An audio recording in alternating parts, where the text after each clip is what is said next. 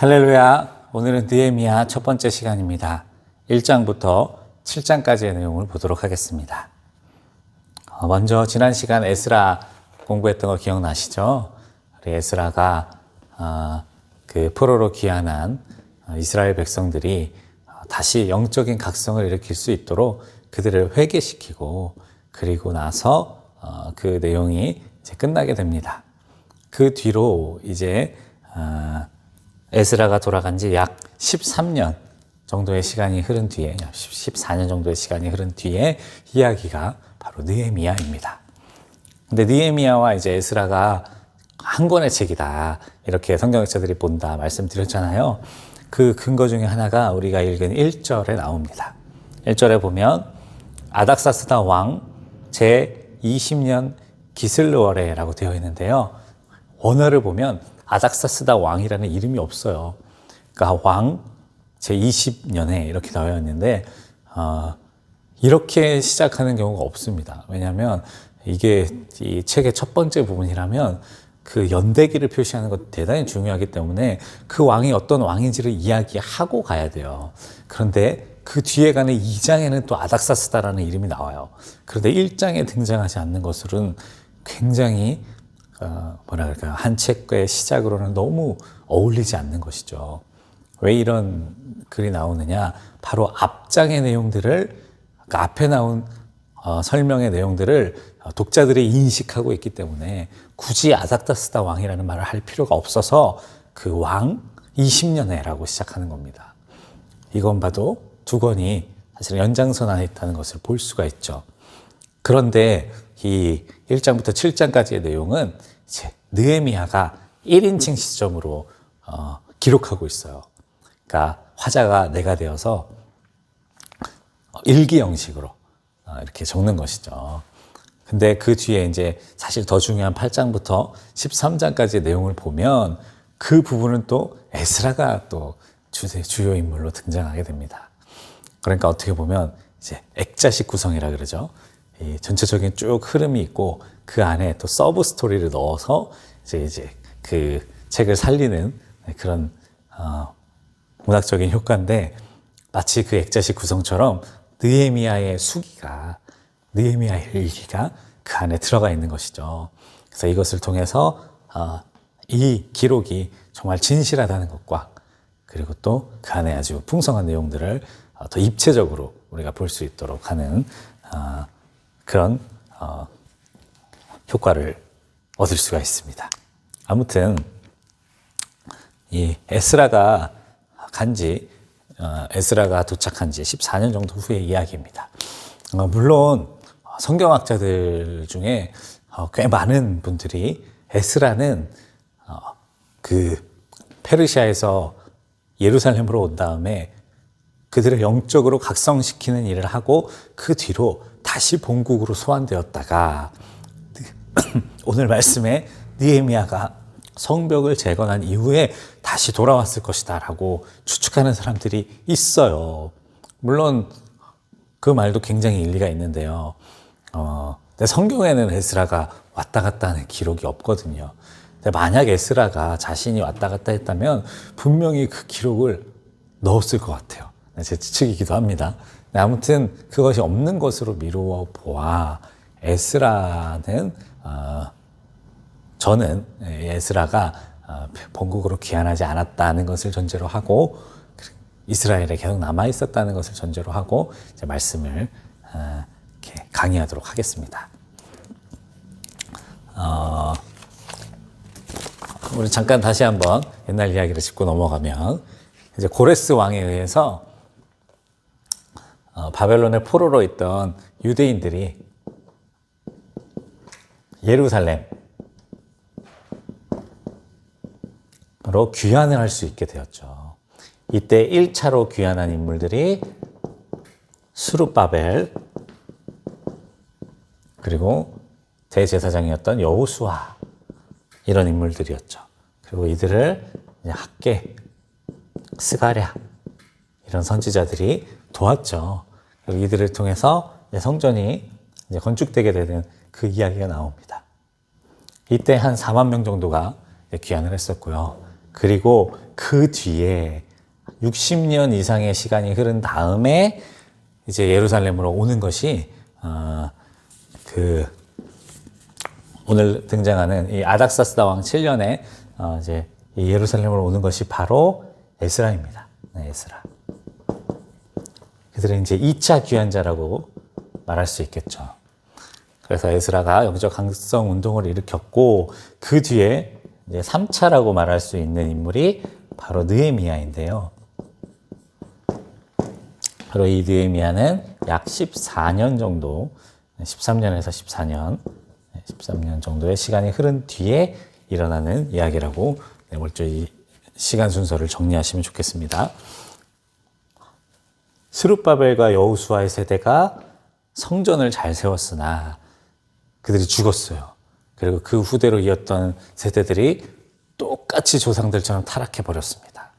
그 주변 이방인들과 혼인하면서 그들의 문화와 신앙을 또 받아들이는 이런 악한 모습을 보여주죠.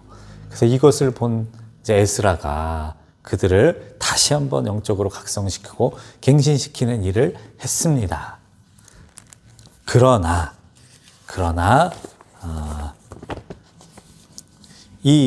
그 일이 있은 이후에 어떻게 이스라엘의 형편이 진행되었느냐? 예루살렘 성은 불타고 성문도 불타버리고 그리고 거기 있는 남은 자들이 대단히 어려움을 겪고 있다는 소식을 이제 오늘 말씀의 주인공 느헤미야가 이제 듣게 되는 것입니다. 자, 그럼 우리는 한번 예측해 볼 수가 있죠. 왜 하나님께서 이 어렵사리 귀환한 유대인들에게 또다시 어려움을 주셨는가? 성경에 나오는 어려움은 원인이 있죠. 특히나 이 구약에 나오는 어려움들은 그 원인이 더 선명하고 분명합니다. 네. 그리스도인을 위한 고난이 아닙니다. 바로 자신의 범죄의 대가예요. 그 죄의 열매들입니다. 그렇다는 것은 예루살렘에 있는 남아있는 사람들이 하나님을 잘 섬겼는가? 에스라가 복귀한 이후에 정말 그렇게 눈물로 회개했던 그들이 그 신앙을 유지했는가? 이 13년이라는 시간 동안 그러지 못했다는 것을 우리가 예측해 볼 수가 있습니다. 그렇다면 하나님은 어떻게 하셔야 될까요? 네, 또 사람을 보내주셔야죠. 네, 바로 느헤미야가 바로 그런 하나님의 마음을 가지고 예루살렘으로 가는 것입니다. 먼저 느헤미야는 수산국에 있었대요. 이거는 그가 벌써 이 페르시아의 수도에 있다는 것은 고위직에 있었다는 걸 알 수가 있어요. 근데 이 예루살렘의 소식을 듣게 되고 너무 슬퍼서 금식하게 됩니다. 그때 첫 번째 스룹바벨이 올 때 유대인들 중에 거의 200만 가까운 유대인들이 남아 있었고 여기 1차는 4만 명 정도, 그 뒤로는 4천 명 정도가 왔는데 아무튼 이런 귀환이 있을 때 많은 유대인들은요 예루살렘으로 가고 싶지만 못 갔어요. 우리가 선교지에 가고 싶지만 모든 교인이 갈 수 없는 것처럼 이 스룹바벨과 그리고 귀환하는 유대인들에게 자신들의 물질과 그리고 기도를 헌신하면서 보내는 선교사로서 그들을 보냈죠. 자, 여러분도 어디 아프리카나 이런 곳에 교회를 세우시게 된다면 궁금하지 않으시겠습니까? 교회 잘 운영되고 있는지, 어려움은 없는지, 또 부흥하고 있는지, 여러 가지 상황들이 궁금하실 거 아니에요. 그런데 거기서 이런 슬픈 소식이 들려온다면 얼마나 마음이 아플까요? 바로 느헤미야도 같은 마음으로 금식하며 기도했던 것이죠. 그런데 그의 기도가 참 깊이 있습니다. 우리가 앞서서 배웠던 신앙의 영웅들의 기도 패턴을 그대로 닮았어요. 먼저 그들은 자기의 죄를 자복하죠. 자기나 혹은 민족의 죄를 자복합니다. 근데 느헤미야가 뭐라고 기도하냐면 6절에 나와 내 아버지의 집이 범죄하여라고 말하고 있어요. 근데 성경에는 느헤미야의 죄에 대해서 나오지 않습니다. 그런데 느헤미야는 그 조상들의 죄가 자기의 죄라고 여기는 거예요. 근데 이것은요 은혜 받은 사람들의 특징입니다. 우리는 은혜 받으면요 알아요. 그러니까 내가 죄를 안 지었어. 그 죄는 우리 조상들이나 혹은 내가 속해 있는 공동체, 나라에서 지은 죄예요. 근데 그 죄가 나의 죄로 여겨집니다. 왜냐? 그들을 사랑해서도 있지만요. 은혜 받는 사람은 알아요. 내 안에도 범죄한 사람들과 똑같은 죄의 요소가 도사리고 있음을 압니다. 바울이 왜 자기를 죄인 중에 괴수라고 말했습니까? 세상의 죄인들 천지인데 그들보다 더 악한 죄의 그 요소가 내 안에 살아있음을 인식하는 거예요. 이건 은혜를 받아야 인식할 수 있는 것입니다. 바로 느헤미야도 그런 사람이었죠. 그래서 은혜 받은 사람은요, 남을 정죄할 수가 없는 거예요, 함부로. 왜냐하면 그 사람을 죄짓도록 만드는 그 죄의 근원이 나한테도 똑같이 있음을 알거든요. 은혜 받았는데도 막 남들에 대해서 쉽게 정죄하고 막 그런 사람들은요, 사실은 은혜 안 받으신 겁니다. 뭐 다른 은혜를 받으신 거예요. 진짜 은혜 받으면 느헤미야 같이 됩니다. 내 죄가 돼요, 내 죄가. 아무튼 느헤미야는 이 죄를 자복하는 기도를 하고요. 그 다음에 또 이 위대한 기도의 사람들의 패턴이 뭐죠? 말씀에 근거한, 하나님의 언약에 근거한 기도를 드리죠. 8절에 옛적에 주께서 주의 종 모세에게 명령하여 이르시되 라고 시작해서 하신 말씀을 9절에 마지막에 이제 정하건대 기억하옵소서. 이렇게 하나님의 말씀을 의지해서 기도합니다. 근데 이것도 우리가 되게 조심해야 돼요. 그러니까 하나님을요, 마음대로 조종하려는 기도를 해서는 안 됩니다. 하나님 진짜 마음 아파하십니다. 이런 기도하면. 하나님 이렇게 얘기하셨잖아요. 저 기억하고 있어요. 그러니까 해주셔야 돼요. 이 기도는요, 글쎄요, 이렇게 기도할 수도 있겠지만 이거는 바람직한 기도의 모습은 아닙니다. 느헤미야가 그리고 또 많은 기도의 영웅들이 하나님의 약속을 근거로 하는 이유는요, 하나님을 인정해 드리는 거예요. 하나님을 코너로 몰아서, 궁지로 몰아서 자기가 원하는 것을 얻어내려고 그 말씀을 이렇게 들이대는 것이 아닙니다. 하나님께서 하시는 역사를 인정해 드리는 거예요. 하나님은 이런 분이십니다. 하나님이 이렇게 하셨었습니다. 이렇게 그분을 인정해 드리기 때문에 그 말씀을 근거로, 언약을 근거로 기도하는 것이고, 이런 기도에 능력이 나타나게 되는 것입니다. 하나님께서 종의 기도를 들으셨어요. 느헤미야의 기도를 들으셨습니다. 그리고 은혜를 입게 하셨는데 느헤미야가 왕의 술관원이 되었습니다. 술관원은 아시죠? 우리 요셉 때도 배운 것처럼 지금으로 따지면은 비서실장, 경호실장 이렇게 아주 높은 위치라고 말할 수가 있습니다. 왕과 아주 친근한 사이라고 말할 수가 있죠. 그러니까 느헤미야는 성공했어요. 그 술 맡은 관원장이 됐다는 것은 진짜 최고 권력자가 되었다는 것과 마찬가지입니다. 왕 바로 아래 그쯤의 위치라고 말할 수 있는 것이죠. 근데 어떻게 이렇게 되었느냐? 제가 좀 능력이 좀 있어서, 제가 좀 사회생활을 좀 잘해서, 그게 아니고 하나님의 은혜로. 어떤 은혜? 나의 기도에 응답하시는 하나님께서 하나님의 뜻을 이루시기 위해 나를 이 위치에 올려주셨습니다. 라고 아주 겸손하게 그리고 정직하게 기도하는 거예요. 이게 맞거든요. 예루살렘에 있는 나의 동족들을 위해 나를 높은 자리로 올려주셨습니다. 이렇게 고백하는 것이죠. 참 아름다운 느헤미야의 기도입니다. 그리고 이 기도 후에 그 아닥사스다 왕이 느헤미야 얼굴에 있는 수심을 발견했어요. 근데 당시 페르시아 왕 앞에서 수심을 하면 큰일 납니다. 목이 떨어질 수도 있어요. 그런데 느헤미야도 그걸 숨길 수가 없었나 봐요. 금식하고 애통해하는 그 마음이 드러났나 봅니다. 그런데 중요한 것은 하나님께서 벌써 이 왕과 왕비 그런 사람들이 느헤미야를 전적으로 신뢰하게 만드셨다는 거예요.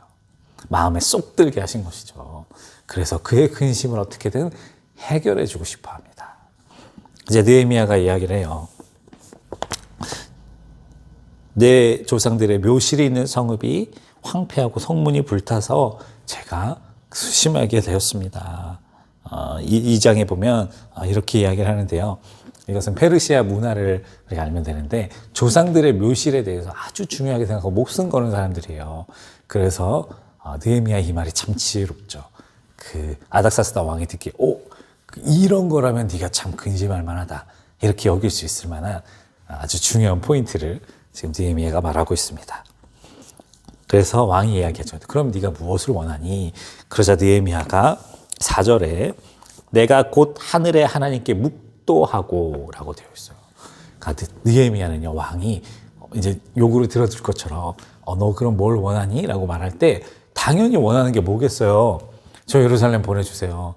그리고 예루살렘 좀 다시 이렇게 나쁜 놈들이 쳐들어오지 못하게 튼튼하게 만들고 올게요. 이렇게 얘기해야 되잖아요. 근데 어떻게 했습니까? 내가 곧 하늘의 하나님께 묵도하고. 이 느헤미야는요, 이 짧은 순간에 하나님께 기도했어요. 대단합니다.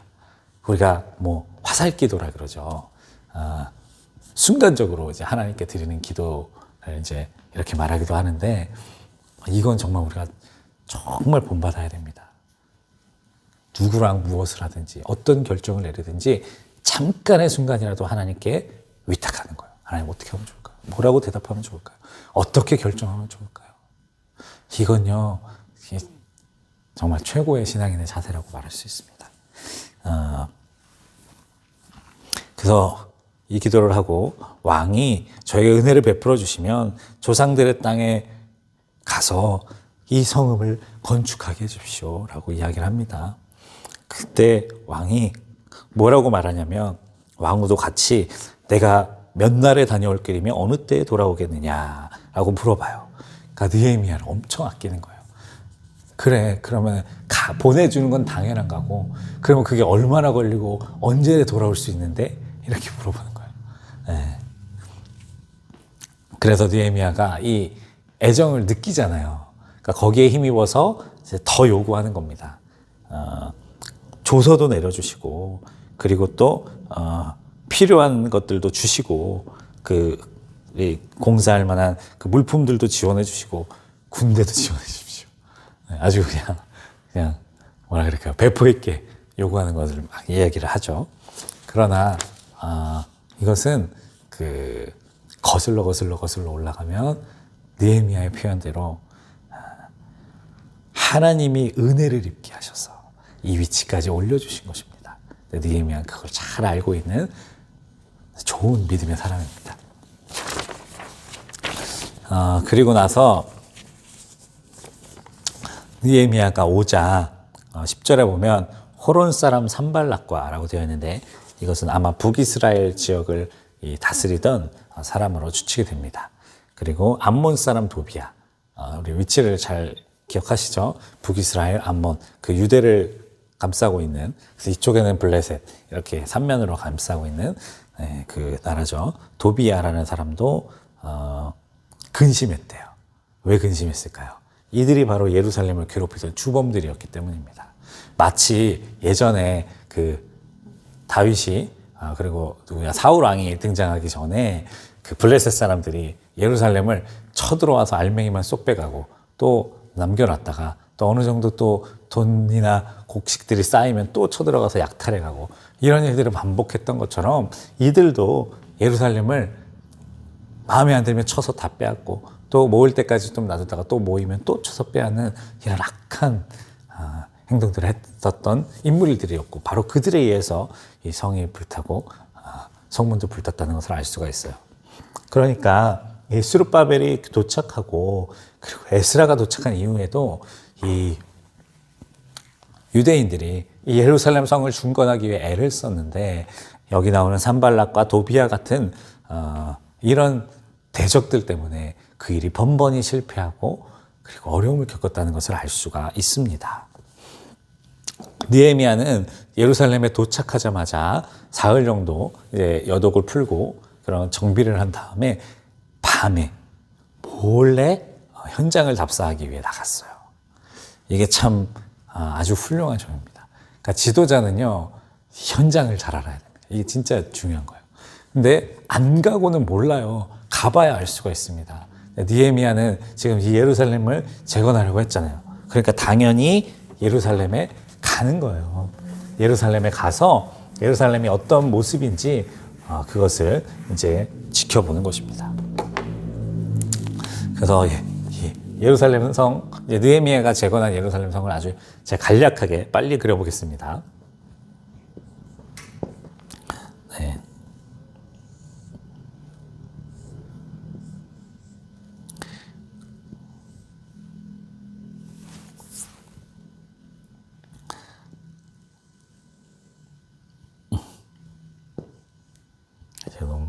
좀 엉성하게 그리긴 했는데 네, 이해해 주십시오. 이게 본문이 이쪽으로 가야 되겠네. 이게 이제 느헤미야가 재건한 성이고 여기 이제 성전이 있습니다. 성전이 있고요. 느헤미야가 여기 보면 이제 문들이 이름이 있는데 이거는 이제 느헤미야 성벽 이렇게 인터넷에 치시면 아주 훌륭한 자료들이 많이 나옵니다. 네. 그걸 참고하시면 되고요. 실제로 이제 예루살렘은 여기 한 이렇게 커요. 이렇게 큰데 이거는요 헤롯 그 예수님 당시 그 헤롯 왕이 증축한 거고요. 이제 느헤미야가 쌓은 성벽은 한 이 정도 사이즈가 됩니다. 그런데 이 성벽이 이제 문들이 여러 개가 있어요. 문이 되게 많은데 여기 보면 이제 양문이라고 해서 이 그 재물들이 들어오던 문이 있고요. 또 어문이라고 해서 예전에 물고기들이 왔다 갔다 했다 해서 어문이라는 문이 있고 또 올드게이트 옛문이라는 문이 있고요. 그리고 요 아래로 쭉 내려가면 여기에 이제 골짜기랑 연결되어 있는 골짜기 문이라는 게 있습니다. 골짜기 문. 골짜기 문. 그리고 여기는 분문. 네. 똥문이에요. 네. 그래서 이 성전에서 나오는 그런 부정한 것들을 이제 버리는 그 문입니다. 그리고 그 옆에 보면 이제 샘문이라고 해서 여기 이제 그 유명한 실로암이 있거든요.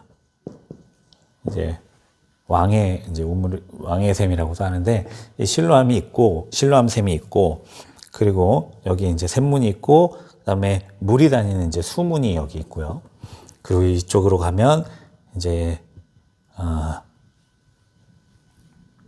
여기 중간에 문이 하나 더 있네요. 네. 여기가 마문이라고 불리는 문이 있고 그다음에 동문, 그다음에 이제 뭐 죄수의 문이라고도 부르는 이 한밈 갓문이라는 것이 있어요.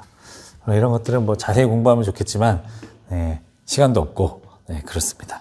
그다음에 성경에 나오는 것만 일단 적을게요. 이제 여기 하나넬 망대라는 게 있고요. 그리고 이 옆에는 제가 적어놓고도 헷갈리네요. 네, 이 망대 이름이 어디 있습니까? 한메아 망대가 있습니다. 네, 이게 성경에 다 이름 나오니까요. 네, 잘 악필이어도 좀 용서하십시오. 네. 그 밤에 여기는 이제 옛 다윗 성이 있고 계단이 있어요. 이 밤에 몰래 나와서 이렇게 쭉 돌아서 이 수문까지 갔다가 다시 돌아오면서 현장 답사를 하는 것이죠. 몰래.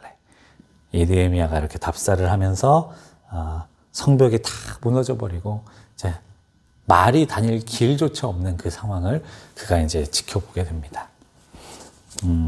그리고 나서 이제 백성들을 모았어요. 백성들을 모으고 그들에게 이제 이야기를 합니다. 우리가 당한 공경은 너희들도 보고 있다. 예루살렘은 황폐해졌고 여기 있는 이 벽들은 다 무너졌고 이건 나중에 느헤미야가 지은 다음입니다. 그 전에는 다 무너져 있었죠. 불탔으니 예루살렘 성을 건축해서 다시 수치를 당하지 말자라고 이야기를 하고 있어요. 이것은 우리에게 여러 가지 영적인 교훈을 줘요. 그러니까 이 성벽을 쌓는 일이 왜 필요한가? 성전만 있으면 되지 않냐? 이거 우리 생활에 적용해 보자면 예배만 잘 드리면 되지. 뭐 다른 게 뭐가 중요하냐 이렇게 말할 수가 있어요. 그런데요, 여러분, 우리들의 삶에 원수들의 방비하는 이 방어를 잘 해내야 그래야 온전한 예배도 드릴 수가 있는 거예요. 지금 예루살렘 사람들이 성전을 잘 지었어요. 성전을 지었어요. 근데 번번이 뭘 실패했느냐? 대적들로부터 지키는 거에 대해서 실패했어요. 성을 지키는 일이 실패하다 보니까 결국 이 예배도 엉망이 되어버리는 거예요. 우리 신앙생활도 마찬가지입니다. 우리가 일상생활에서 우리의 대적 원수 마귀죠. 그럼 우리가 지켜야 될 성은 사실 우리들의 마음이라고 할 수 있는데 우리가 이 마음과 그리고 우리의 삶의 영역들을 방어하려고 하지 않으면, 그것을 거룩하게 지켜내려고 노력하지 않으면요, 우리의 예배 생활도 같이 망가질 수밖에 없어요. 이거는 이제 확실한 진리입니다. 이게 무너지면요, 우리가 아무리 예배를 잘 드리려도요, 수치를 당해요. 비웃음을 당합니다. 예배만 잘 드리고 일상생활이 다 무너져 있는 거예요. 엉망인 거예요. 그러면 손가락질을 당한다니까요. 여기 있는 예루살렘에 남아있던 이스라엘 백성들 같은, 유대인들 같은 처지가 되는 거예요. 아무튼 이 일이 있은 이후에 원수였던 산발랏, 도비야, 그리고 아라비아 사람 게셈, 아마도 이 페르시아의 그 관료였을 것 같아요. 그 사람들이 이 느헤미야와 이 유대인들을 비웃으면서 너희가 왕을 배반하려고 하느냐, 이렇게 그들의 그 뭐라 그럴까요? 이 건축하고자 하는 사기를 꺾어내리려고 하죠. 그거 반역죄 아니냐, 이렇게 이야기를 하는 거죠. 그런데 느헤미야가 아주 단호하게 그 말을 끊어버립니다. 이것은 하나님이 형통하게 하신 일이다. 그리고 우리는 건축할 것이다. 그러니 너희는 상관하지 말라. 아주 딱 단호하게 끊어버립니다. 마치 예전에 스룹바벨이 이제 성전 건축을 돕겠다는 명분으로 이스라엘 백성들에게 오려했던 그 이방인들을 잘라낸 것처럼, 북이스라엘의 그 사람들을 잘라낸 것 같은 그런 결단을 보여주고 있습니다. 때때로 이런 것이 필요합니다. 우리가 이렇게 또 잘라낼 것은 잘라내야 돼요. 이것은 사랑하지 않아서가 아닙니다. 아무튼 그 일이 있은 이후에 이제 이스라엘 백성들이 이제 가장 먼저 지은 것이 바로 이 양문을 건축하고, 그리고 그 건축을 해서 성벽을 이 한메아에서 하나네까지, 여기를 이제 먼저 증축을 했는데, 이걸 누가 했느냐? 제사장들이 했대요. 그러니까 제사장들이 솔선수범을 했어요. 물론 이 북쪽은 대단히 중요합니다. 왜냐하면 주로 원수들이 북쪽 사마리아 그 이스라엘 지역에서 내려왔기 때문에 그들을 방어하기 위해서도 중요한 곳이었고요. 또 양문이라는 것은 이제 제물들이 들어와서 예배드리는 그 중요한 그 문이잖아요. 그러니까 이 차원에서도 중요했죠. 그런데 제사장들이 먼저 솔선해서 이 성벽 재건하는 일을 도왔다는 것을 볼 수가 있어요. 그런데 5절에 보면 다른 사람들 다 각자 맡은 구역들의 성벽들을 완공하고 있는데 귀족들은 주인들의 공사를 분담하지 않았대요. 이 말은 예루살렘 안에 있던 정말 몇 명 되지도 않았을 텐데, 그래야 몇천 명이었을 텐데, 그 안에도 있는 귀족들이 지금 느헤미야에게 어떻게 보면 뭐라 그러죠? 반하는 세력이 있었다. 반하는 세력이었다라고 볼 수가 있습니다. 그 뒤로도 이들이 하는 나쁜 행위들이 나옵니다. 여기 보면 이제 그 뒤로 이제 쭉 성벽을 중수한 사람들의 명단이 나와요. 3장에 보면 대부분이 다 그 명단입니다. 우리는 이제 성경 공부를 계속 해왔으니까 이제 알잖아요. 그러니까 명단, 뭐 족보 이런 거 나오면 왜 나오는지 먼저 중요한 사건의 앞에 등장하고, 그러니까 지금 명단 나왔으면 그 뒤에 되게 중요한 얘기 나오겠죠. 그래서 또 이제 뒤로 벌어질 일이 진실한 사실적인 이야기다. 그리고 또 극적인 긴장감도 올려주죠. 그리고 또 한 가지 무엇이냐면 하나님이 기억하신다는 거예요.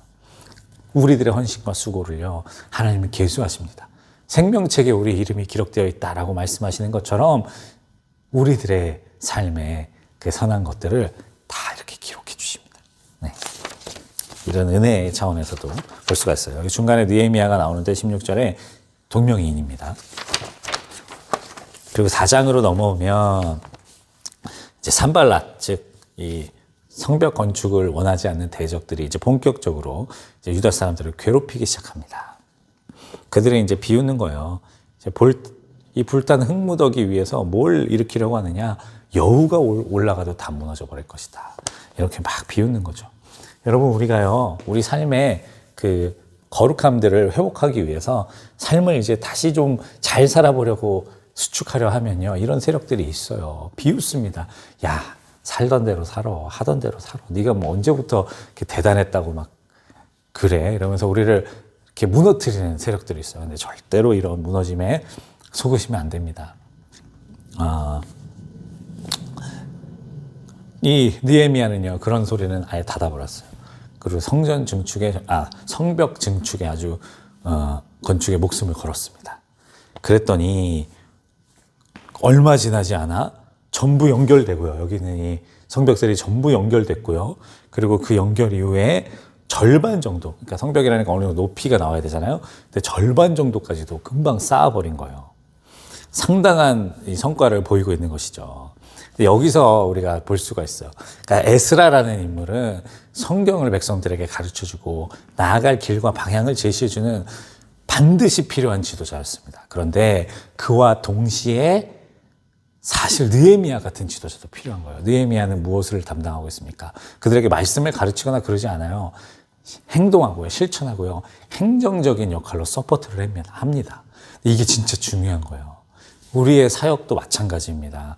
물론 말씀을 가르쳐 주시는 분도 있어야 되고 또 말씀에 대해서 선포하는 사람도 있어야 되지만요. 그것들도 행정력으로 뒷받침해 줄 수 있는 사람도 꼭 필요해요. 근데 이 두 가지가 이렇게 잘 조화를 이루지 못하면 이제 교회가 건강하게 이렇게 성장하기가 참 어려운 것이죠. 아무튼 학자 에스라가 할 수 없는 영역을 지금 이 관료 느헤미야가 와서, 행정가 느헤미야가 와서 정말 급속도로 이 일을 이루고 있는 것을 볼 수가 있습니다. 그리고 이들이 그때 되게 힘들게 했어요. 절반은 파수꾼으로 그 언제 쳐들어올지 모르는 그 원수들을 방어하고요. 또 나머지 절반도 무기를 차고 이 성벽을 정말 힘들게 했습니다. 어려움이 보통이 아니었어요. 10절에 보면 유다 사람들, 그러니까 여기 같이 예루살렘에 있는 사람들은 흙무더기가 아직도 많거든. 그러니까 할 일이 아직도 태산인데 우리 힘 다 빠졌어요. 이렇게 아군 안에서도, 자기 편 안에서도 사기가 뚝 떨어지게 만드는 존재들이 있었고요. 그리고 원수들은 또 언제든지 우리가 달려가서 너네들을 다 사륙할 것이다, 이렇게 계속해서 위협을 했고요. 그러니까 외부로부터 오는 위협도 있었고 내부로부터 오는 어려움도 있었고요. 그리고 원수들의 근처에 거주하는 유다 사람들, 이 사람들 어떤 사람들이냐면 예루살렘 중건에 참여하지 않은 사람들입니다. 그러니까 몰라, 예루살렘이고 뭐고 나는 그냥 나 혼자 잘 먹고 잘 살면 돼, 이러고서는 그 원수들, 여기 나오는 산발라, 도비야, 그런 사람들과 그냥 근처에서 잘 더불어 먹고 살고 있던 그런 사람들이 자꾸 회유하는 거예요. 그 사람들한테 그냥 이리 와, 예루살렘이고 뭐고 그냥 내려놓고 그냥 우리 사는 대로 와, 여기서 그냥 우리처럼 그냥 살아, 이렇게 회유하는 세력들도 있었던 거예요. 그러니까 느헤미야와 그 백성들이 얼마나 힘들었을지 예측해 볼 수가 있습니다. 그러나 느헤미야는요, 다시 말씀드리면 꿈쩍도 하지 않았습니다. 오히려 그래, 너네들이 우리랑 한번 진짜 이렇게 위협할 거면 제대로 붙자. 그러고서는 백성들을 모아서 진짜 맞서 싸우려고 준비했습니다. 칼과 창과 활을 가지고 서 있게 하고, 그리고 귀족들과 남은 민장들은 이제 관리들을 말해요. 관리들과 백성들에게 너희는 그들을 두려워하지 말고 하나님을 두려워해라. 지극히 크시고 두려우신 주를 기억하고 내 자식들과 그리고 형제와 아내와 집을 위해서 싸워라. 이렇게 이야기를 하는 거예요. 그러니까 이 본격적으로 느헤미야라는 사람이 진짜 이스라엘 백성들을 단합시키고 군세를 만들어내니까 이 산발락과 도비야가 예전에 오합지졸이었던 이 예루살렘을 생각하고 쳐들어가려고 그랬는데 못 가겠는 거예요. 무서운 거예요. 비록 절반짜리지만 성벽도 있고 그들의 뭐라 그럴까요? 그 패기도 보고 나니까 한 발 물러나게 되는 것이죠. 그리고 나서 이제 52일 동안 이제 강행군을 한 거예요. 한 손에는 병기를 잡고, 그리고 한 손에는 또 그 기구를 들고 계속해서 성벽을 중건하면서, 또 어디서 무슨 일이 난리 나면 적군이 쳐들어온 것 같으면 또 나팔을 불어서 또 소집해서 또 싸워야 되고, 낮에는 계속 일하고 밤에는 보초를 서고, 정말 힘든 52일간의 강행군이 시작된 것입니다. 우리도 이게 사역을 하다 보면 이런 강행군을 해야 될 때가 오잖아요. 그렇죠? 그러니까 뭐라 그럴까요?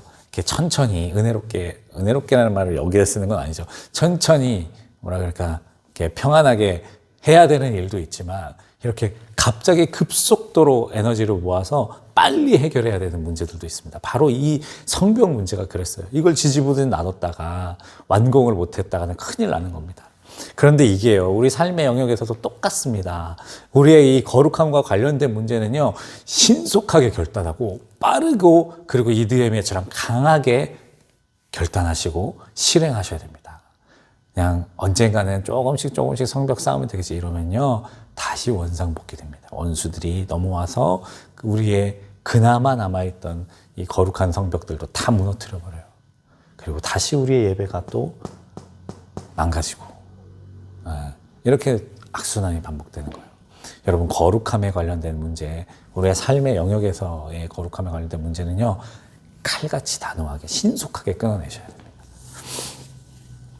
근데 이 어려운 시기에 백성들은 그러니까 이 예루살렘 안에 지도자들은 뭘 하고 있었냐? 근데 아까 말했던 일하지 않는 귀족들이 있었잖아요. 백성들은 정말 쇠빠지게 지금 이거 고생하면서 성벽 쌓고 있는데 그걸 본체반체했던 그 귀족들이 무슨 나쁜 짓을 하고 있었냐면, 어쨌든 예루살렘으로 귀환했어도 이들은 섬겨야 되는 바사 페르시아라는 나라가 있잖아요. 그러니까 거기에 자기들의 세금을 바쳐야 된단 말이에요. 그런데 그 세금을 낼 수 없는 가난한 사람들의 토지와 심지어 그들의 가족들까지 종으로 빼앗는 이런 나쁜 행동들을 이 귀족과 관리들이 하고 있었던 것입니다. 느헤미야가 이걸 보고 얼마나 열받았을까요? 자기는 52일 동안 막 죽자고 성벽 짓고 있는데 이 백성들이 이상한 데서 사기가 빠지는 거예요. 무슨 이유인지 물어봤더니 그들이, 관리들과 귀족들이 자기 자녀들마저도, 자기의 땅과 자녀들마저도 다 잡아갔다는 거예요. 빚 때문에. 근데 이거는 느헤미야가 오기 전부터 지속되었던 나쁜 관행이죠. 근데 그것에 대해서 이제 일하는 백성들이 이야기하자 느헤미야가 진짜 화가 머리 꼭대기까지 찬 겁니다. 그러나 깊이 생각했대요. 이 6절에 보면 크게 노하였으나 7절에 깊이 생각하고, 정말 훌륭한 신앙의 자세입니다.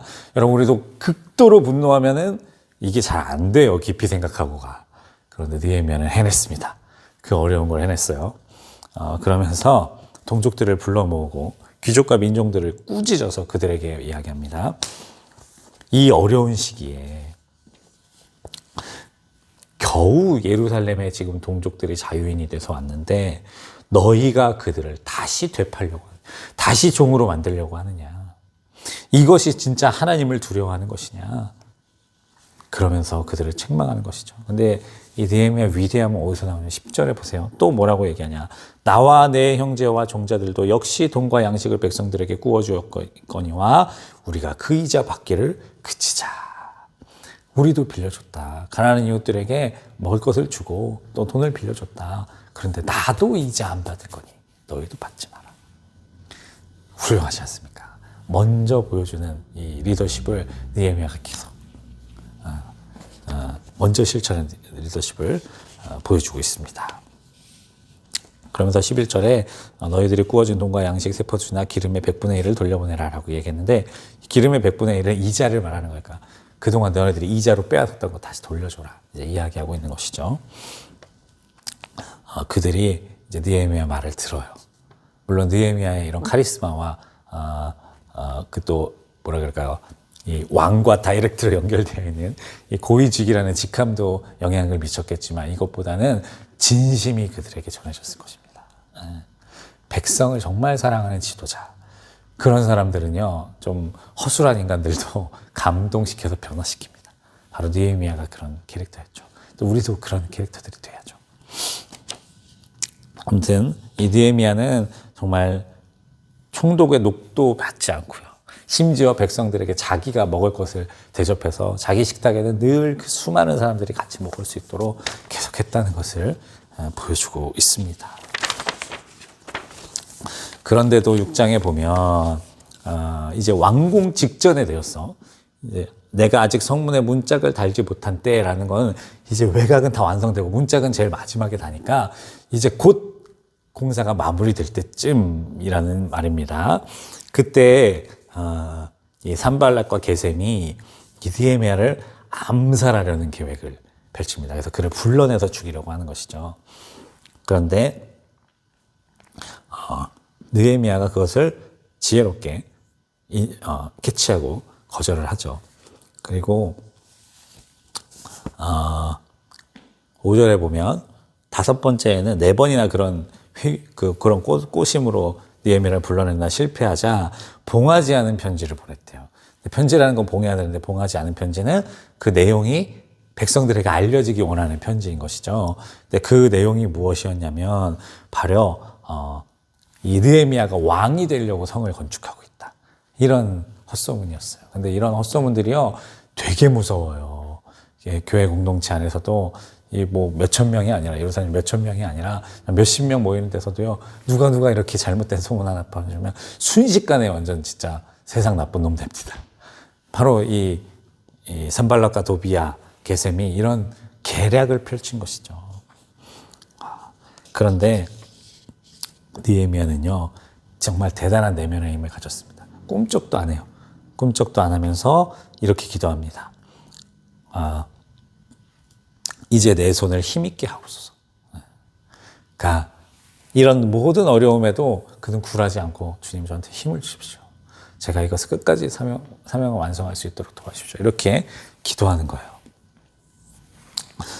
그리고 나서 심지어 거짓 선지자를 통해서까지 이 느헤미야를 끌어내려고 그를 낙심시키려고 했는데 느헤미야는 그것마저도 이제 돌파하는 내용이 나오고요. 52일 만에 드디어 이것이 끝납니다. 그런데 이 성벽 공사는 끝났지만 여전히 이 귀족들 사이에 이 원수 도비야와 뭐 사돈으로 이렇게 연결되어 있는 관계도 있고 계속해서 이 느헤미야를 반하는 이 반역의 무리들이 예루살렘 안에 여전히 이 성 안에 도사리고 있었다라는 것을 불길한 뉘앙스로 줍니다. 그리고 느헤미야가 이제 증축을 다 한 다음에 그리고 이제 성문을 닫고 이제 경비들을 세우는 장면이 나오고요. 그리고 이제 이 모든 외형을 든든하게 한 다음에 느헤미야가 이제 인구조사 및 주민등록을 시작합니다. 이제 이 예루살렘에 예전 스룹바벨 때부터 돌아와서 정착한 사람들의 명단을 정리하면서 정말 누가 이제 이 예루살렘에 속한 주민들인가 이제 이것들을 이제 등록하는 그런 일들이 나옵니다. 이는 에스라 2장 2절에도 이런 동일한 내용들이 이제 나오게 되죠. 그리고 이제 드디어 이제서야 이 스룹바벨 이후에 조상들의 땅에 본격적으로 이제 제대로 정착하게 된 거예요. 거의 몇 년입니까? 다 합치면 아까 60년, 그 다음에 또 한 10 몇 년입니까? 거의 한 정말 80년 이상의 시간이 지난 다음에야 제대로 된 성벽이 갖춰지고 그들이 이제 정착하게 되는 모습을 볼 수가 있습니다. 네, 오늘은 여기까지 하도록 하고요. 이제 다음 주부터는 이제 8장 에스라가 등장하게 됩니다. 에스라가 율법책을 읽어주면서 그들을 이스라엘 백성들을 변화시키죠. 이런 성벽도 중요한데요. 그거보다 사실 더 중요한 거는 성전이고 그리고 하나님 예배하는 말씀이죠. 말씀. 네, 바로 에스라가 그 일을 하는 모습을 다음 주부터 보시겠습니다. 다음 주는 8장부터 마지막 13장까지 읽으시면 되겠습니다. 수고 많이 하셨습니다. 성경 공부 화이팅!